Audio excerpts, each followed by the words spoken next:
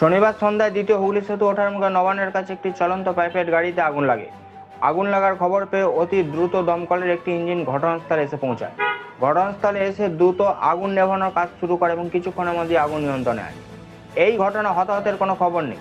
চলন্ত গাড়িতে আগুন লাগার কারণ এখনো জানা যায়নি, তবে অনুমান গাড়ির শর্ট সার্কিট থেকে এই আগুন লেগে থাকতে পারে। স্থানীয় পুলিশ ও দমকল বিভাগ ঘটনার তদন্ত শুরু করেছে।